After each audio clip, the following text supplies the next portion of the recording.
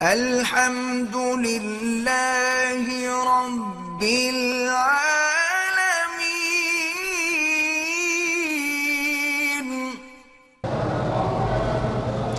عورتوں کی بھاویں جو ہیں وہ آئی برو بنانا بالکل ناجائز ہے۔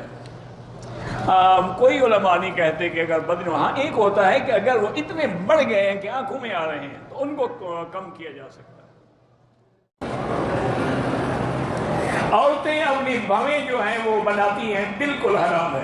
جو اللہ نے پیدا کی ہیں وہ سب سے اچھی ہے، بندوں کی بنائی ہوئی اچھی نہیں ہوتی۔ اسی لیے یاد رکھیں۔ اچھا، اور عورت کا صدر کیا ہے؟ سر سے لے کر پاؤں تک۔ آج کل تو خیر جناب نائٹی پہن کے چینل پہ آ کے اپنے جلوے دکھلاتی ہیں اور اس انداز میں اٹھتی بیٹھتی بات کرتی ہیں کہ ہر عضو جو ہے وہ بول رہا ہوتا۔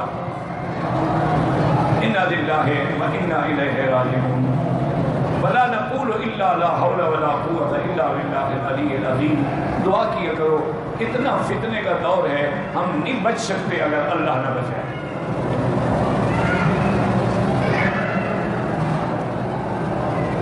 ہم انسان ہیں، خطا کار ہیں، ہم بالکل نہیں بچ سکتے۔ لا حول ولا قوة الا باللہ العلی العظیم۔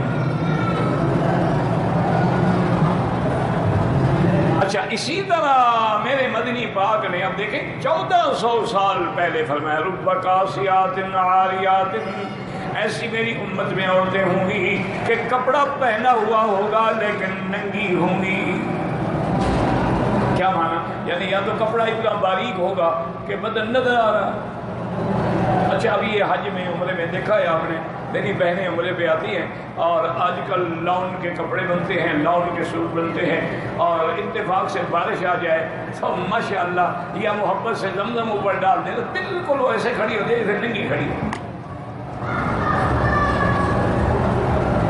اچھا، اگر بارش آ جائے ماشاءاللہ اسی حال میں میزاب رحمت کے نیچے حتیم میں آ کے کھڑی ہے اور سارا بدن نظر آ رہا ہے۔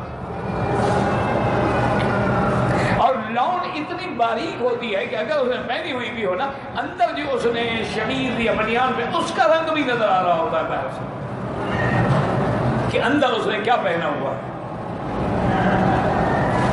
اگر عورت کے بال نظر آ رہے ہوں تو وہ ننگی شمار ہوگی، اس کا نہ نماز ہوگی نہ طواف ہوگا۔ باقی تمہاری مرضی ہے، ہم نے تو حضور کی بات پہنچانی ہے، منوانی نہیں ہے۔ منوانی تو تم نے انبیاء کی بھی نہیں تو مولوی کی کیا طاقت ہے؟ لوگوں نے پیغمبروں کی بات بھی تو نہیں مانی ہے تو ہماری کیا طاقت ہے؟ لیکن حضور پاک نے فرمایا کہ جو عورت میک اپ سنگار کر کے اس انداز سے نکلے کہ بال کھلے ہوئے ہوں اور بدن سے خوشبو کی لپٹیں اور اٹھ رہی ہوں تو آپ نے فرمایا انہا کذا و کذا، یعنی یہ عورت زانیہ کے حکم میں ہے، چاہے اس نے نکاح نہیں کیا لیکن زانی ہے۔ اسی لیے بعض فقہا نے حضور کی اس حدیث سے استدلال کیا ہے کہ جب اس کو حضور نے زانیہ کہا ہے تو جا کے فوراً غسل کرے اور صحیح کپڑے پہنے۔